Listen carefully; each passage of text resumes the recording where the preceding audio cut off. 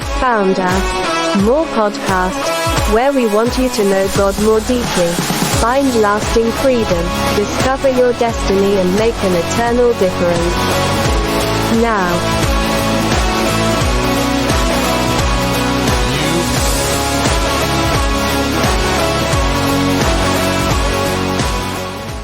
you heard it here. We are on the air and we're back. I can't believe that we're back for another week, but somehow our schedules worked out in that way, so we're here, right? Yes, just barely though. Just barely, yeah. I know it's been a busy week. We got a lot of things going on. So, in a blind listener's taste test, 5 out of 30,000 chose more podcast, hands down, over Coke and Pepsi. Did really? You know that? Yeah, and it's true. Wow. Yeah, it's a neat thing to Where know was this conducted at? It was undisclosed. Okay. We don't know. But we have some people in the studio today that are, we have a special guest that you probably have never expected to be on our podcast. And the key word is special. Special, yeah, yes. Because normally we don't ever get like real guests here. Right.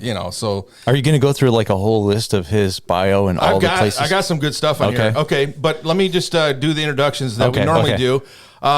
In studio, we have an author, an avid wildlife enthusiast, and part-time conspiracy theorist. On the weekends, Pastor Gary. Hey, there we go. There, see? All of that was true. Yeah. Well, I didn't want to, tell him exactly what was true. We also have a special guest in studio, a Fox News contributor, and the only one around the table that actually knows where the government is hiding all the aliens, Steve Bucci. How you doing, sir? I'm doing well. It's great to be here, and I have actually been to the area supposedly called Area 54, but I can't really say too much else about it. I knew he was there. Okay. I won't ask anymore because I don't want to be. And a part of your background, the word special, you were in Special Forces and a commander there. I was the commander of 3rd Battalion, 5th Special Forces Group. That's the Army Green Berets, not the Navy SEALs, not the Rangers. Yeah. Those are our cousins, but they're not Special Forces. They're different, and we love them, but some of them have gills, and the others like to play in the mud. But they do jobs we don't want to do, so we're good with that. We all know somebody that likes to do that, play in the mud for too long. Yeah. Yep. Well, thanks for being in studio. Appreciate it. Yeah, we're super excited to have you here. It's my pleasure. Well, taking up the third mic today, the only person around this table that lives an extremely boring life compared to these other two guys that are on the table. It's me, Pastor Alex. I'm glad to be here. And we want to welcome you today on this podcast. I think that we're getting into springtime. Yes. And I think springtime leads then to summer life. Although this morning, at 35 degrees at my house, it was not feeling like spring. It didn't feel like spring to you, huh? No, well, because we had turned off our wood boiler like weeks ago. And this morning I'm like, honey, did you leave the windows open? She's like, no, we just don't have any heat. Yeah. So I had on 2 long sleeve T-shirts, sweatshirts, and my running pants this morning to do my Bible study. And I had to put on an extra pair of socks just to keep my feet warm. We got one of those Eden Pure heaters that you use from my mom when she wrapped up her apartment. Apparently, they're made by the Amish, I guess. I don't know. Yeah, so. Does it have a wood mantle? I know. I'm like, how do they have technology in an Amish community like that? I mean, really. But apparently it is. It's Amish made. That's what it said on the back stickers. I thought that was interesting. I don't know what that means. Maybe there's a hamster in there that, just soaks a fire all the time when you're, using it, but somehow. But it's a good week. Mr. Bucci, Steve, what should I call you? Colonel? Steve is good. Steve is good. Okay. What's going on in your week that be interesting for us to hear as we get started?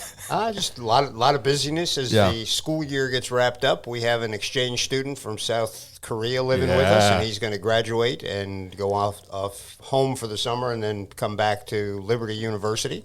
That's pretty exciting. Yeah, that is exciting. And he got baptized this Sunday, which was even more exciting. Yeah. So there's been a lot of things going on, and we're having a special event here at the church on Thursday that I'm part of. So there's a lot of busyness with that as well. Yes, so it's been a busy week. Yeah, and when ES got baptized, he brought himself quite a few followers to see him get baptized that Sunday. I think the first 2 rows in that section were taken up by his friends. Yeah, which was cool. We joked around that normally we do baptisms after the first song, but this weekend with the Mother's Day, we decided to move it to the end of the service. We held all those people captive for the entire service. Yeah, right. You can't leave yet. You can't leave. Yeah.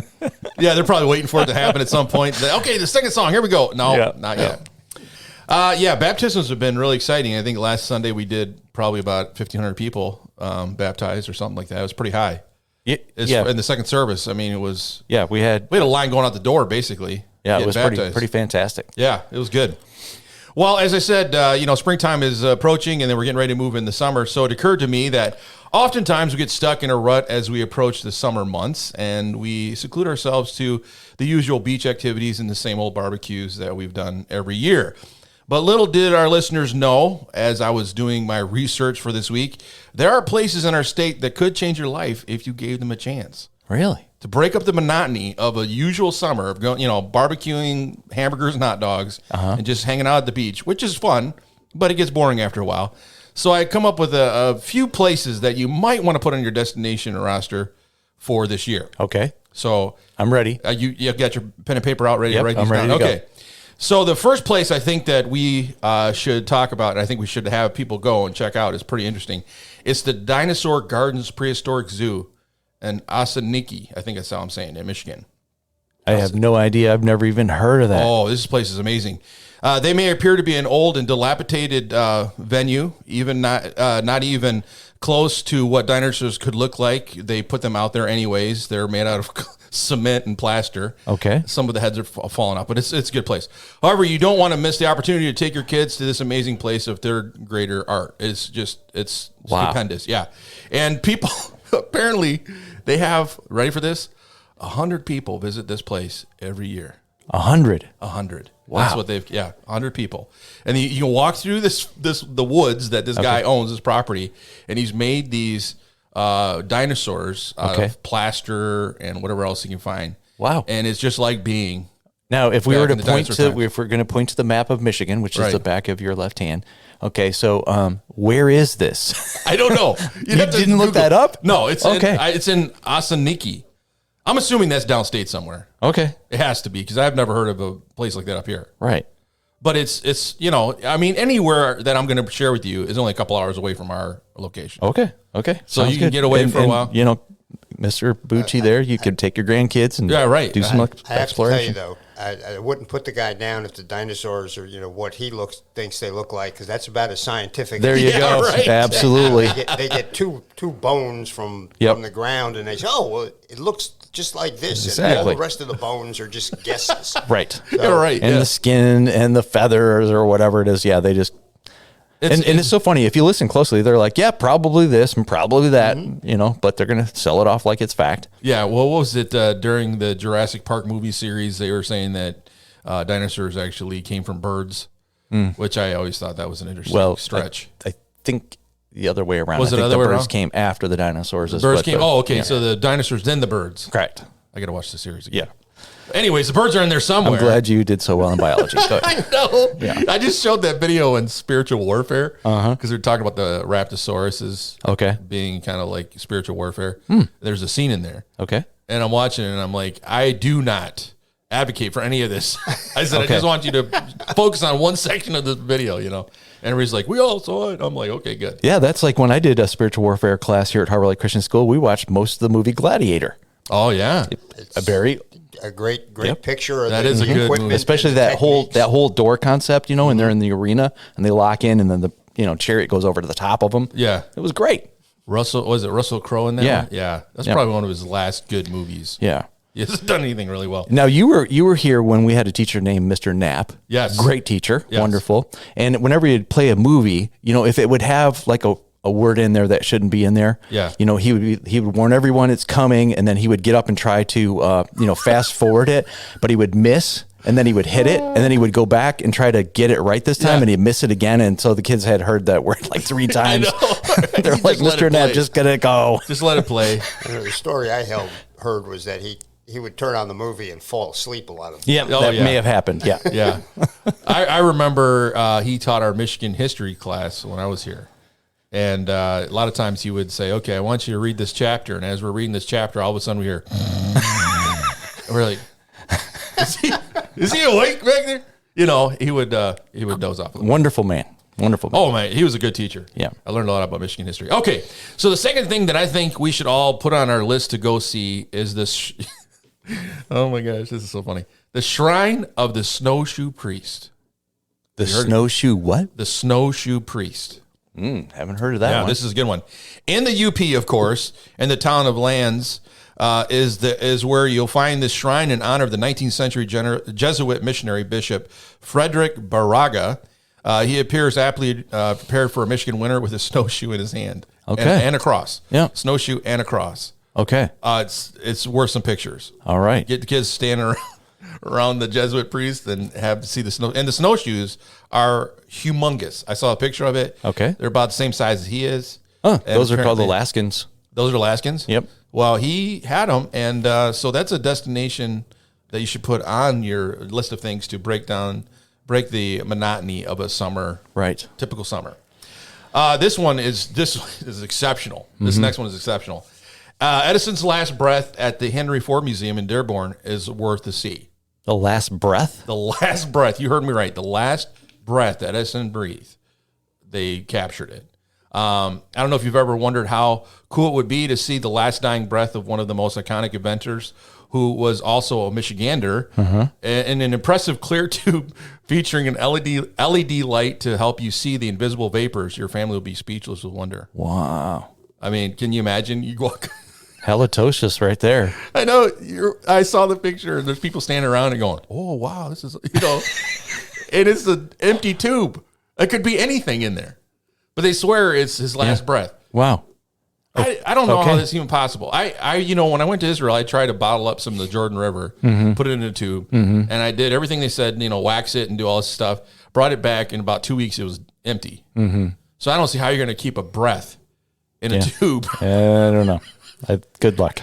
But it's in the museum, Henry Ford Museum. That's a well-known museum. Yeah.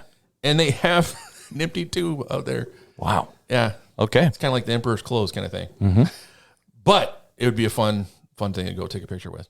Okay, the last one. The last one is Spirit of the Woods Museum in Williamsburg. Have you heard of that place? No. Oh, you definitely would want to check this out. Have you told your family lately that you would like to see the creatures that roam the Michigan woods? Maybe you don't always see them because people talk about them, but they have never seen them before. Well, guess what? A taxidermist wants to provide that experience for you. It's like a zoo, he says, in many ways, except all the animals are dead. Okay. That's the sales. And there's no signs that say, do not feed the animals. Do not feed the animals. And the best part is he's got them all in their like little habitats and hanging out. Oh, yeah, you can see. Is the Yeti in there? The Yeti is not in there, but. If that were there, I know Cliff Haas would probably have a season pass. Want to go check it out? Yeah, over and over. Oh, yeah. Yeah, you take your family there, and the shelves that I saw that were set up, they're a little dusty. Okay. I mean, you don't really have to worry about them since they're dead. I mean, it's not like you have to worry about Now, where's that located on our map? Well, probably downstate. Oh, okay. Williamsburg. I don't know. Okay. It's in Michigan. Where's that place right down north of Traverse City? What's that called? Isn't that... That's a taxidermist place too, yeah. Well, I don't think it's the same place. Right, but I mean, Williamsburg might be right there. Oh, really? I should look it up while we're talking. So it's an hour and a half. That's only an hour and a half away. Yeah. Again, I said all these are around 2 hours away from where we're at. I think this could be a school trip. Okay. To get kids ready for the summer season to go. You don't want to see it. Nobody wants to go see a live zoo anymore. Rather go see a bunch of dead animals. Yeah. That are posed to look like they're doing something they would do in life. I think that's worth it. Did you find it? I'm working it. It's I'm trying. I got to zoom out because it's just south of Traverse City. Oh, so it is the one that we have done. Okay, there you go. Yeah. Wow. There you go. That's worth it. I mean, you could go there and then hit Olive Garden after you're done talking about all the wonderful experiences you had looking at dead animals. I mean, that's perfect. Right? It would actually be a little bit east of Traverse City, I guess, to be honest, but. It's not that far, though. No. I think this is something you should put on your schedule. Don't worry about going to the beaches. Right. Don't worry about barbecues. Go see these sites, and you'll make memories with your children this year. Okay. We're going to take an ID break. We'll be right back. Hey, you want a s'more? S'more what? No, you want a s'more. I haven't had anything yet. So how can I have some more of nothing? You're killing me, Smalls. Please, sir. I want some more.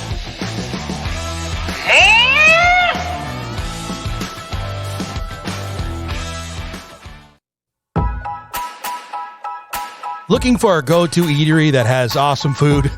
Well, Paper Station in downtown Harbor Springs is sure to have your next favorite. From their signature station burger to the golden crispiness of a hand-dipped onion ring, enjoy the flavors that make this a must-stop today. Paper Station.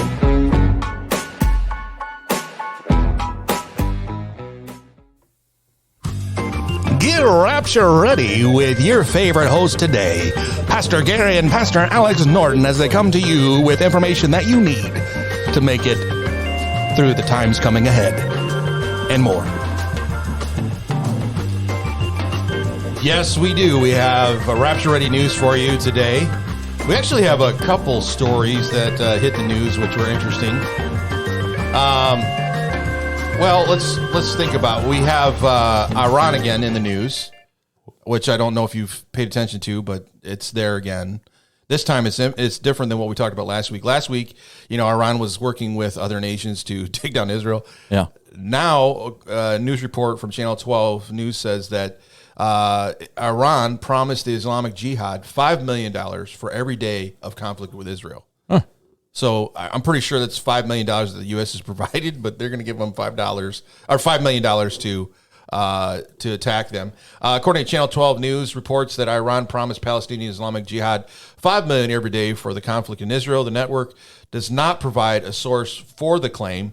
They want to keep that secret, but Iran is a major backer of Gaza-based terror groups, which shot some 15,000 rockets at Israel over a 4-day period last week before a ceasefire came into effect last night. Did you hear that? Go ahead. Yeah, I was going to say, you don't have to worry too much about sourcing on this kind of stuff because Iran usually announces that. They don't hide it.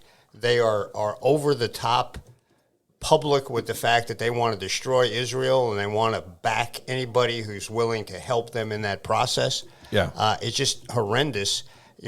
Plus they're fighting their own population because of the uprising that's still going on there. Yeah. And at the same time, guess who just got the chairmanship of the UN Human Rights Committee? Who is that? Iran. Oh, really? Yeah. Human rights? They shouldn't even be on the committee, but in charge of it? I mean, come on. Seriously. They have a horrendous human rights record, and they make them the chairman of the committee. It shows you the UN's, seriousness is we shouldn't be going, oh, the UN thinks this, because the UN is just loony half of the time. Yeah. Oh, yeah. If not more. Mm-hmm. So do you think that that this is really going to have an impact in Israel other than the typical that they've been dealing with? I don't think it'll change too much. They've been supporting Islamic Jihad and Hamas and Hezbollah. That they are fully paid subsidiaries of and proxies of the Iranian government and have been for decades. Yeah. So anybody who says, well, they're just independent groups fighting for their freedom, that's not true. They are paid proxies of the Iranian regime. Good grief. But I was I just looked this up just for a little fun here. So for the past 8 years, the UN has had 140 resolutions criticizing Israel. 140. And when I looked it up at one time, it was in the high 80% of all UN resolutions are anti-Israel. Really? It's just crazy. I don't know. I can't say too much. Does Israel have a seat in the UN? I believe they do. They're still a member state. Okay. And they have a seat there, but they get beat up constantly about everything they do.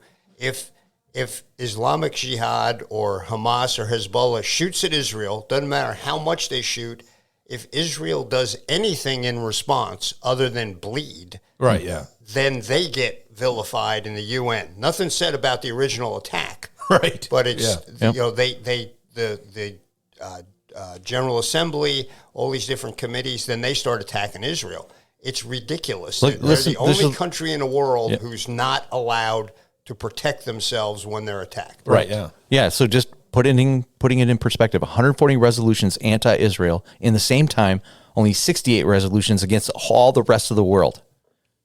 all the other nations. Yeah. That's so nuts. 3 times to 1. Right. Against all the other nations added together, 68.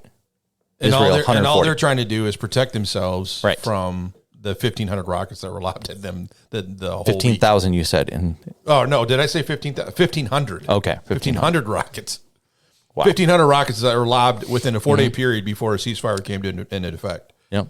I mean, that's still a lot more than I would want lobbed over in Michigan. Yep. You know? So living rapture ready. Yeah. The Bible clearly indicates that the tribulation period is God dealing with Israel, getting them to wake up and come back. And so as we see more and more news continuing to go against Israel, and now with Iran as the main seat there, chairman seat, it just shows you that we've got to be ready for the return of Jesus.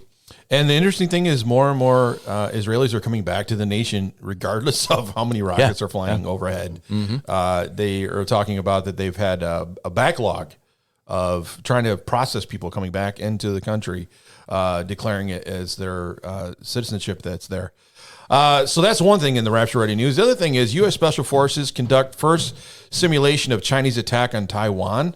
Military.com reported the annual USA SOC compatibilities exercise, which is called CAPEX or CAPEX, a comprehensive simulation of a potential real-world Special Operations Force mission. This year, it was a simulation of American forces being inserted into Taiwan's capital city of Taipei by helicopter to hold off a Chinese invasion force, conducted with concrete mock-ups at Fort Bragg, North Carolina. So they're looking at the possibility that China is going to start doing something very interesting here soon. So Right. Yeah. Yeah, and they absolutely should. This Taiwan is constantly under threat. China, again, not unlike Iran towards Israel, China is very open about the fact that they think they own Taiwan and they want it back, and they're willing to use force to get it. And the United States, short of going to war at this point, needs to do everything they can to signal back to China that we're going to be there to support the Taiwanese.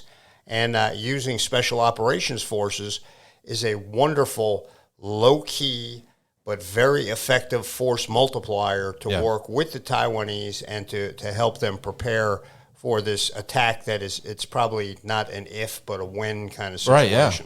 I think for me, when I'm looking at this, it's kind of scary in the fact that, China is becoming more and more aggressive and advancing, their forces across the globe, trying to find ways to infiltrate, like Africa. They're buying up Ethiopia by the block, and it just seems like they're becoming more and more aggressive than they've ever had before. So speaking about end times, it just ties right into that aggression that's going to eventually move into what we find in Revelation. So this is something to be careful of. Be watching what is happening here, because it is something that will be signs of the time when we have China doing more than they've ever done before. And be careful. Be careful as you think about what's happening around you. Be ready for when Jesus might return. So let your neighbors know. Tell them about Jesus, because as you look at the news, it doesn't seem like it's going to be that long with all this stuff happening. Wouldn't you agree, Pastor Gary? I do. We should probably add this little tagline: "Keep your eye on the eastern sky." Yeah. Oh, yeah. Because they're in the east, and things. Well, Jesus coming back. from the east. Okay. I got you. That was a biblical reference. Yeah, I didn't want to go too deep with you on the Bible. I need to. I know. I need to go back to school. I need some coffee. That's what I need. We're going to take another ID break, and we'll be right back. Well, here's how to have more. Know God more deeply, find lasting freedom, discover your destiny, and make an eternal difference. You're listening to More Podcast.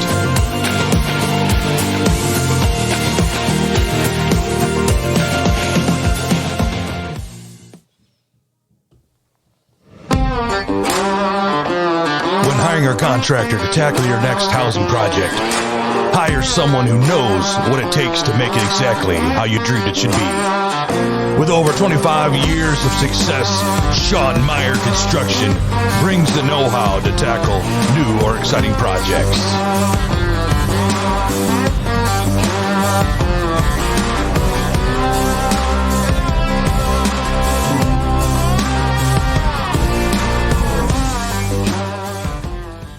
Well, we are getting into our question for this week. We had a very difficult question last week.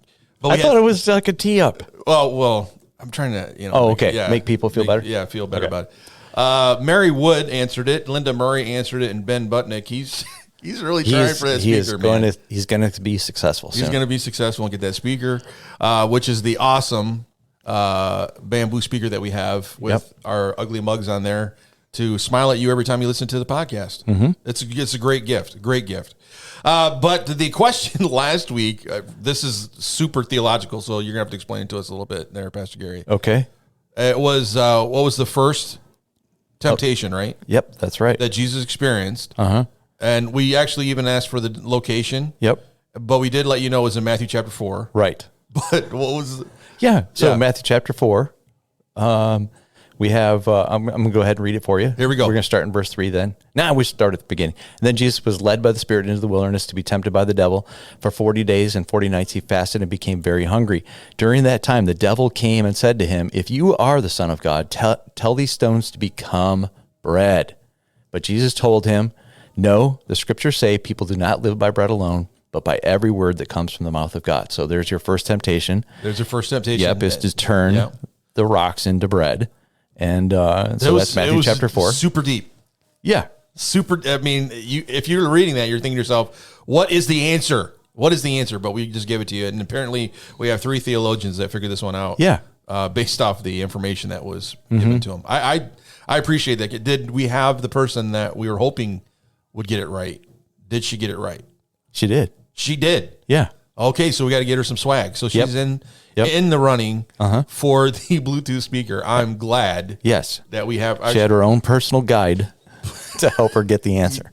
Yeah. Okay. Right. Yeah. Mm-hmm. Well, Dan Hartman bought like 60, Bibles that have cartoons in it. Yeah. And I went to that class. That story's in there. Yeah. I went to that class. It's great. Did you like it? Yeah. Yeah. Really loved it. I think it's an ingenious way of looking at scripture. Mm-hmm. People's stories that everybody should know. So can I expound on it a little bit? Definitely. So Dan's teaching this class, the Bible stories everyone should know. And he bought children's Bibles for everyone, nice big giant thick ones from 1965. And so everyone has a copy. And we went through about 40 pages in it and super biblically accurate. Yeah. Wonderful. The pictures were, with a draw you write in. And of course, he's working with a group of people who come into treatment and recovery with possibly no church, no Bible background at all. And it's a perfect way to draw them into the story. Yeah. And I was really proud of him. He did a great job on his presentation. His wife, Tammy, was there, and she even chimed in and kind of guided him down the path on one particular point. It was really good. He was super humble and saying, "You know what? I didn't see it that way. So thank you, wife." And so that's why we have great thing. It was I really enjoyed the class. When he was first proposing the idea, I thought it was a great idea because I think that people get caught up in translations and how things should be read and whatever. This is just straightforward. Just gets to the point, right? Mm-hmm. Adam and Eve were in the garden, and there's a picture of Adam and Eve. No questions about it. We're not, I don't know if I talked about this, but our school administrator had to reject some Christian curriculum because Adam and Eve popped out of the mud during. I was super proud of Kelly for not going to that plan. What translation is that in? Yep. Yeah. Exactly. It's called Evolution and Christianity Mixed Together. Oh my goodness. And actually using the pictures like that is a traditional way the church has always taught because back originally when Christianity was spreading across Europe and the Middle East, most of the people couldn't read. Right. Yeah. So that's why in a lot of churches in Eastern Europe and the Middle East, you'll see the walls are just covered with beautiful pictures of all the Bible stories. Yep. And that was how the leaders would teach their congregations right from the walls of their church. Yeah. Because they were the illustrations to go with the story. So using comic books are not just for kids. Yeah, right. Yeah. And the artistry in a lot of them is fantastic now and helps you understand some of the glory that God has. And I like the fact that when they showed Jesus in those comic books, he's not some little wimpy, feminine-looking guy. He was a carpenter for 33 years, once he got out of being a little kid. So at least at least probably about 25 years, he worked in a carpenter shop in a time when there were no power tools. Right. Yeah. My dad was a carpenter. He had big, giant, calloused hands. Yeah. And, was a big guy, not from lifting weights, but from working. Yeah. That's what Jesus would have looked like. Now, his face, I don't know. The Bible says he wasn't beautiful, but, if he put his hand on your forehead to pray for you, it was scratchy from the calluses. Yeah, right. So and the comic books usually show him that way. They don't show him, in the kind of other earthly kind of look. And you guys obviously know that a carpenter didn't just work with wood during that particular time. He could be a stonemason as well. Whatever it took to build and construct things for, daily living. Yeah. So he could work with metal, he could work with stone, he could work with wood, whatever, medium he needed to be able to get the job done. That puts into perspective the whole chasing people out of the temple. Mm-hmm. He just probably showed them the whip, but actually what he did is he just stood up and they're like, "Oh man, here we go." Yeah. It would not have been like, "Oh, what's she want?" Right? Yeah. I mean, it's like this was a guy who worked for a living and. And Hulk Hogan walking stonemason in. Stonemasons have bigger hands than carpenters. Yeah, for sure. So you wouldn't want to mess with them in the temple. If Jesus if Jesus was angry, you're going out the back door. Anyways, let's get to our next part of this question, which that one was difficult. What have you come up with this? Well, I am going to go a little deeper this time. Oh, no. So we're going to get away from the 3 temptations of Jesus. We're going to move to 2 Corinthians chapter 10. Okay. All right. So I'm going to give you the basic area to go searching for it. It says that we are not to use human weapons. So we don't wage war as humans do. We do it with God's mighty weapons. Okay. Yes. And then it goes on to say that these weapons produce something or they do something. What is it that God's mighty weapons do? What do they do? What do they do? What do God's weapons do? This is a good question. This is a big one. But I've already given you the trail to go find the answer. That's so right. 2 Corinthians chapter 10. Chapter 10. Yep. It is in your Bibles. It is. I can confirm it. Yes. And the answer I'm not is making this one up this time. No, this is for real. Okay. This is a for real question. Uh-huh. So if you have the answer, though, you can get a hold of us at Harbor Light. And we'll give it to you. There's two very specific things it does, but we'll give you credit for getting one of the two. Oh, you don't have to get both of them. If Linda has to get both. Linda, yeah. Or Ben. Yeah, Ben and Linda, they need to. Yeah, because both. They got to get both. And we'd like it all in the original Septuagint Greek. Yes. If you could. Yes. Yeah. Okay. I appreciate that. Anyways, you can get a hold of us at harborlightbibletrivia@gmail.com. harborlightbibletrivia@gmail.com, all lowercase, and send us your answer. And, we might let you know if you've got it right, or we might just tell you on air. We'll just keep it a surprise and let you know if you get it right on air. Mm-hmm. But, so this week, though, we had Mary Woodwin. Mm-hmm. Woodwin, that's good. She's a clarinet. Go ahead. She's a clarinet, yes. Linda Murray and Ben Butnick, who, Linda and Ben, they're really working hard to get this speaker. You know what's amazing? Joe Taft loves this show, but he never gets involved in this. What's the deal? I don't know. Yep. I don't know. We gave him a birthday shout out last week, but I think he just wants to give everybody a chance. I think he's just so kind. He's just kind, and he wants to give everybody a chance. He's already got the speaker. Yep. So he's just trying to give other people a chance. I got you. Yeah, because he won that first time. So. Mm-hmm. So again, you can get a hold of us at harborlightbibletrivia@gmail.com, all lowercase, and send us what you think it is. And we'll let you know if you want some swag. We do have a lot of swag left, and especially with this week hitting in the 50s and 60s, we have stuff that you could use. Now, Mr. Bucci didn't know this, but if you're a guest on our show, you get swag. Yes. And remember, the last guest got cheese. Right. Do we have any of those cheese? I can get one, and I make sure. We're going to get you some smoked cheese. We're going to get you some cheese from Petoskey Cheese. Yep. Dave Batchelor's in here, and we got him some cheese. Yep. And he said it was amazing. Okay. What he got. So we're going to take an ID break. We'll be right back. Are you looking for more? Well, then you found it. Right here on More Podcast.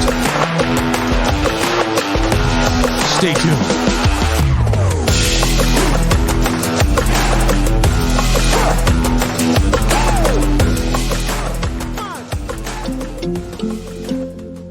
It takes time and know-how to build your dream home. Why not consider Waterfront Property Management and Builders to make your next property a reality? Your dreams, your way, That's a Waterfront Team promise. Located in downtown Lansing, Michigan.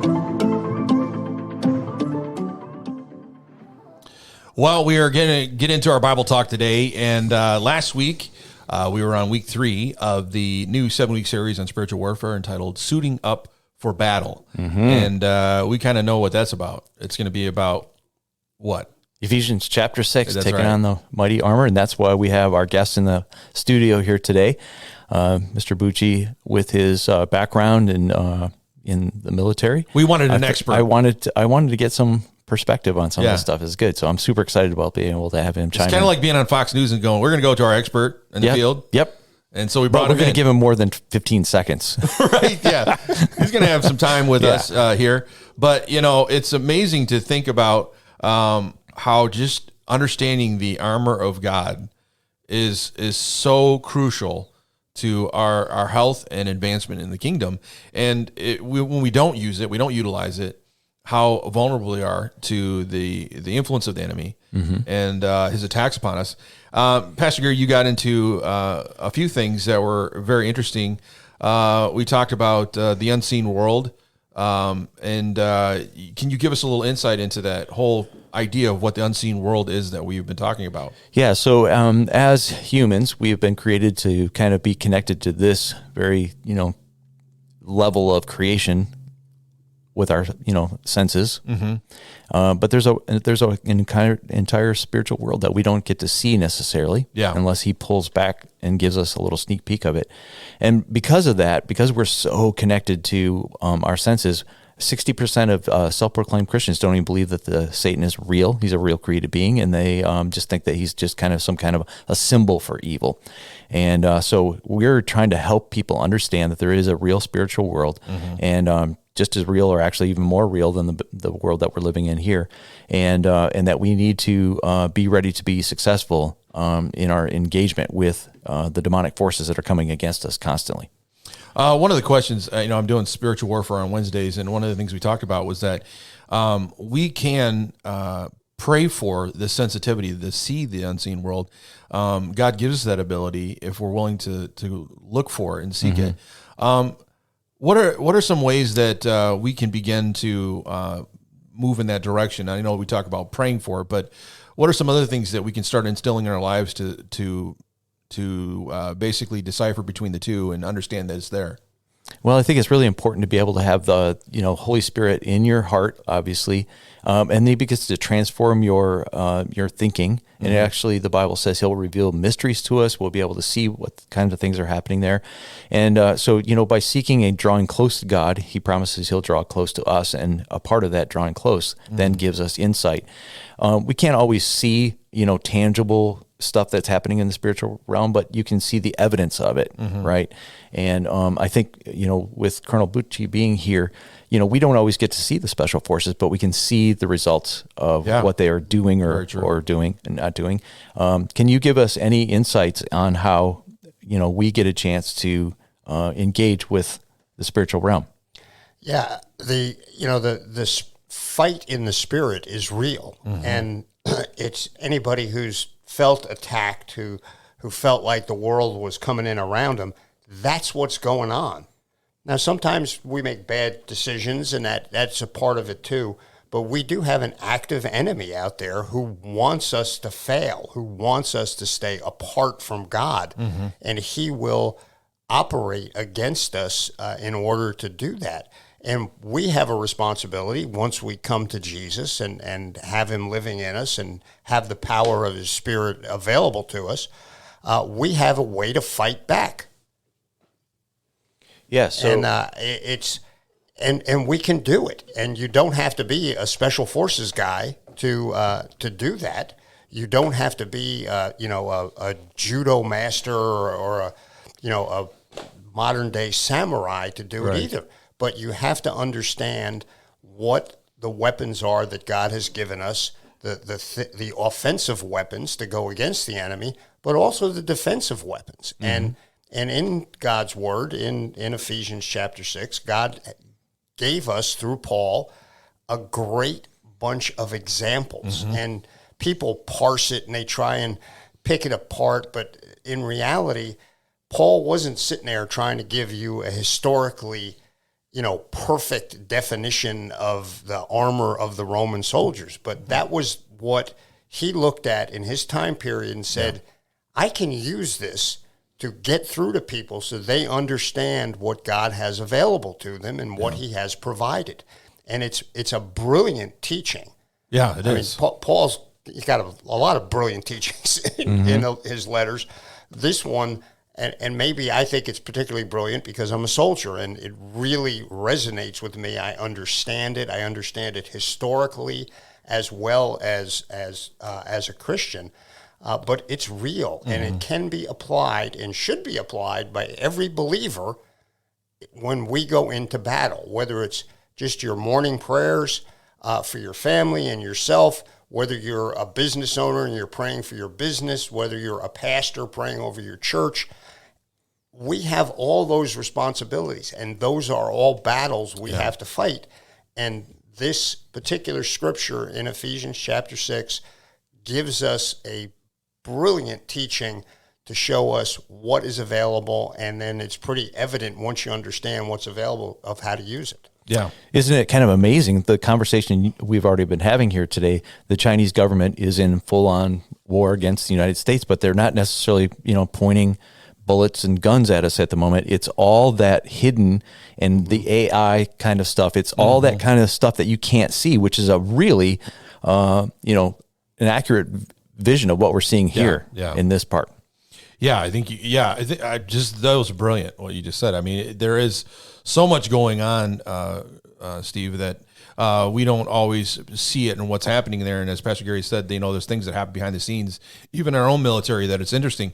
But the thing is, I think sometimes in our Christian journey, we get kind of complacent. We kind of get apathetic to the fact that these things are happening. And, Jesus even said in Matthew 5, the rain falls on the just and the unjust. So we just kind of say, stuff happens and we're just going to live with it. But the reality is stuff doesn't just always happen. There are things that are influencing our emotional state, our attitudes, the way we think, all these things that we need to consider more and more. And especially as we get further into this time, getting closer to when Christ returns, it's very subtle. It's almost like, the devil's working sort of like black ops behind the scenes, trying to find ways to get the family torn apart, destroy marriages and everything else. That's something that, I've tried hard. I want you to engage in this battle. I want you to be, not afraid. And we've been trying hard to, bring those points up across during the messages. But one of the things that happens is something small will happen here in the tangible world, but it can very quickly spin out into spiritual things. So let's say somebody at the store, cuts you off in the parking lot, then all of a sudden you get a whisper in your head, you should yell at this person or you should get out and have some road rage. Now all of a sudden we've moved from a tangible parking spot to a full-on spiritual attack. Yeah. Yeah, and I think the one thing that was brought to my attention, we're never saying the devil's like in every detail. God has given us free will, free choice, so we do have the ability to be in our sinful nature doing things, and we also get the results of those sinful things. But what we're saying is that the devil knows the chinks in our armor. He knows our weaknesses, and he will find a way to influence us to move in that direction. He knows that if we can tempt us to think a certain way or move in a certain direction, there's a good chance we might. And if we're not prepared to notice what that is, it does become a problem. Like you just said, the anger management issue. I mean, if you're angry when somebody cuts you off, that's a good time to start praying and say, God, help me work on this anger that is erupting in me every time somebody does that, and help me to have a little more peace in my drive time. Or, turn on some praise and worship music. Do something. I don't know. But yeah, I mean, those are the things that we're talking about, is these influences that are happening behind the scenes that we have to be careful of, because, like the devil's not going to move you like a puppeteer. He's not going to hold your hand and move you in a direction. But what he does, just like he did with Eve, he gives us plausible arguments, plausible rationale, ways to think that moves us into an influence that we should not be going. It's almost like it greases the trail, right? It greases the trail. Greases the trail. You take one wrong step down that path, and then you're off your feet and sliding in the wrong direction. Yeah, and he'll never tempt you with something that he knows is not going to work. Right. So he knows in your life you have these certain areas, and so he's going to find ways to keep massaging and poking and making that happen and moving in that direction. But we don't have to look at it that way, because we have spiritual armor. We have things that can defend and fight against that. And Pastor Gary, you got into some detail on a few of them. I mean, did you get through all of them? I think I got through all the defensive ones. I left the offensive ones because those will be covered in the next 2 weeks. But getting through them, as I mentioned, Steve said, Paul didn't necessarily want us to go through details of those, but every pastor is going to take advantage of the fact that this is a sermon series waiting to happen. Yeah. And of course, I had 20 minutes to get it across, so I had my challenges there. But it was really fun to be able to kind of break apart some of those. I think the one that on Sunday morning resonated the most with people was the maintenance of the faith, right? Our shield of faith. Most people, they kind of have a picture of what they see the shield looking like, which would be the parade shield. But the actual battle shield was much different, much more functional, and required daily maintenance and upkeep. Yeah. It's your real big, defense against not only sword attacks, but of course arrows flying. And that's of course what Paul says, listen, this puts out the fiery darts. Yeah. And so I think people really kind of connected with that idea. And so it was kind of fun to recognize this. Any thoughts on daily, maintaining your faith? Yeah. I mean, if you don't do that work, your shield doesn't function properly. Yeah. If you have not kept it up, if you've allowed it to get warped, or the rectangular and cylindrical shield, because it wasn't just a flat door. It looked like a door from the front, but it was actually curved around you. It had metal around the edge, so if someone hacked at it with a sword, it would stay viable. But if you let that get weak, if you didn't maintain that, if you let it get rusty, it wouldn't stop the sword. Yeah. So there's a lot of things that you had to do as a Roman soldier. And interestingly, the Romans were one of the first militaries that had this kind of discipline, where they had standardized weaponry. They had, they had officers and sergeants and soldiers, and there was a chain of command. And you had to do it the right way, or the sergeant was going to come after you. Right. Yeah. And part of that was maintaining your equipment, the shield being an enormous part of it. The idea of, well, if they had a breastplate on, that's the metal part, almost like modern body armor right on you. I got to tell you though, if the enemy's hitting you right on the breastplate, it might not kill you, but boy, it really hurts. Yeah, right. And so that shield was enormously important to go out there, and it also tied into their tactics, how they fought. And it was a team effort. The reason the Romans conquered the known world was they were one of the first militaries that really had this kind of disciplined teamwork. Yeah. The Greeks did it a little bit differently. They had the phalanx, where they would also overlap their shields, and they had big spears. But that was actually almost a offensive weapon. It was like a tank that would push people out of the way. The Romans could go either way. They could sit there, overlap their shields, let the barbarians attack them, and they'd separate the shields a little bit and reach out with a spear or a sword and strike the enemy, and then they'd close it up again. And they would stay that way until they got the order to move forward. And you had to depend on the guy on the other side of you, because your shield only covered your left side of your body, basically, and a little bit past center line. Mm-hmm. The rest of it, you had to get the guy's shield from the other side, had to cover you. And, and then in the back, they didn't have armor in the back. They were depending on the rows behind them to protect them. And in the Bible, that one, which is not listed in Ephesians chapter 6, but it says that Jesus is our rear guard, that he protects us in the back. So there you had specially assigned troops who weren't facing the enemy. They were actually facing the back and maybe the flanks to protect the actual formation of the legion as it moved forward, because its focus was always straight at the main body of the enemy. Wow, that's something interesting to know. I was watching a show on Discovery, which it's weird how this show came up, but they were talking about how they make these swords, and then they try different things with them. Mm-hmm. One of the things they tried was a Roman shield, and they soaked the Roman shield in water to get it ready for whatever. But they said that if you soak that shield enough, that the blades sometimes can't even penetrate it, or they get stuck in the leather that's outside of the shield. And I was like, whoa, we just talked about that on Sunday.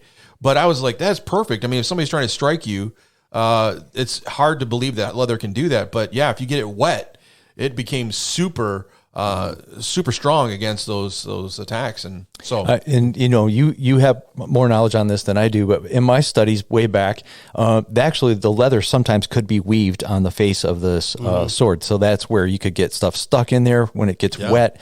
It can take the blow and also can just kind of seize onto it. So it could also be oiled, but that would be a little bit towards the catching on fire. But definitely the water was a big part of that. I didn't even think about, because I always think of the metal shields you see in medieval times, obviously that was something they went to, but. And, in all of your research and background, we still have records, very descriptive records of how the Roman legions and how they actually fought. Yeah. The strategy behind it, that we have written documentation of all of that. So you can see what their mindset was. Yeah, it's amazing to think it's a tank that was moving forward like that, but it worked well. You could literally push the enemy back. Yeah, and the Romans interestingly fought a lot of people. The Romans for the most part were somewhere between about 5'6" and 5'8". Mm-hmm. They were not gigantic people that lived there in that part of Italy, and some of the folks they were fighting up in what was Germany and Britain were big guys. Mm-hmm. These barbarians were enormous Northern European types, really big guys, two-handed axes and all this stuff. But the Romans conquered all of them because of the discipline, because of the fact that they did the maintenance of their faith or their equipment. They worked together, and Christianity is the same way. Christianity is a team effort. Yeah. You don't have to do it all by yourself. You can, because God's there with you if you get stuck in that situation, but it's not something you should choose to do. You should be in fellowship. You should be together with people in a small group, definitely in church on Sunday. You've got to be in contact, because an area you might be weak in, you find a brother or a sister who is strong, and together you overlap those shields, and you have much better protection than if you're doing it all by yourself. Yeah, where 2 or 3 gather together, the Lord's presence is right there with you. Yeah. He's your rear guard, as you've also kind of mentioned. So where 2 or 3 of us believers gather together, his presence is right there.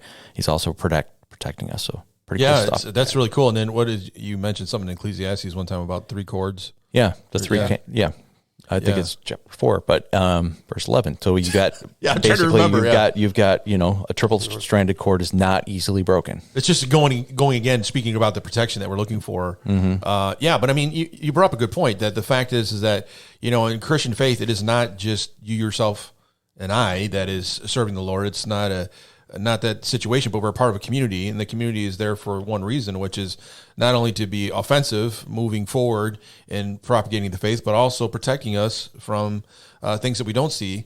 And that's a great analogy that you brought up, the great illustration that we can think of, that, sometimes we do think we're an island unto ourselves and that we're walking this journey alone, but we shouldn't be thinking that way. I think the devil wants us to think that way because it's easier to take us out. But if we got people standing behind us and in prayer and helping us grow in our faith, that's a very, very smart way of doing it, And again, it's just so much fun for me as a pastor to be speaking, and then everything that I'm speaking on, I've had a chance to kind of live it out for the week before, and my small group coming over and breaking through from the spiritual stuff that was going on in our lives. That's really cool, really awesome, and super proud to be a part of a group of people that they believe in what we teach, they believe in the Word of God, and they're going to put it into action. They knew what to do.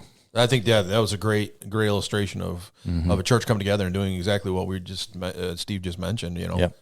Pastor Gary, we're running out of time, but what was one thing that you definitely wanted to bring out from the sermon on Sunday that we missed? Well, first of all, just thanks for Colonel Bucci being here today. It's just an honor to be here with you and have you. And we'll give you a second here to be able to make a comment. But for me, it's just let's get ready to look now at the next 2 offensive weapons and the sword of the Spirit and praying in the Spirit. And it's going to be a lot of fun. It's going to be good. I'm looking forward to it. So please come on out and check out the next couple of weekends. Is there going to be a sword that you're going to use ever? I've got one, but maybe I'll bring it. That's a good idea. I don't know. Maybe we could get a watermelon up there and you could just kind of chop it and show us. Yeah. My encouragement would be, remember, these are not options where, well, I'm going to do the shield. I'll let somebody else do the shoes. This is a comprehensive package. Yes. The word is a panoply in Greek. Oh, I like which that. Which means a whole thing together. Yeah. And you need to understand each of these things. You need to apply them in your life, particularly in your spiritual prayer life. And if you do that, it works like a wonder. I mean, it will keep you safe spiritually. It'll keep you moving forward spiritually. And the enemy won't be able to knock you back. He will come after you one way or another. But you need to use all these 4 defensive pieces that Pastor Gary talked about on Sunday, and then the 2 offensive that are coming this coming week. Pay attention to all of them. If you don't understand them yet, ask questions. Come and talk to people. I can talk to you about it historically and spiritually. Pastor Gary, Pastor Alex, you guys can talk about it, from the theological standpoint. But it's real and it's effective, and we all need it. Amen. Well, thank you again for being in studio with me, Steve. I just appreciate your insight. Pastor Gary, as always, it's a pleasure. Yes. To I try my best to throw you off task, every once in a while. Every once in a while. I'm proud of you too. You're doing a great job, and thank you. So, are we going to have a premiere of the Critter Commander commercial next weekend? I think we should. We should. I think we should do it, and I think it's going to be epic. I mean, I looked at the script. The beta testing on it came back great. A lot of people thought it was really good, so I'm ready for it. I think it's going to be good. It might be one of the most epic ones we've done so far. Yes, like you said, we're going to actually take a whole commercial break just for that one. Just for that one, because it's so good. People come on out. Oh, it's going to be Let's listen to this. All right. Until we see you again, may God bless you and keep you safe. Talk to you later. We want you to know, find, discover, change with us. More podcast ending transmission. Now.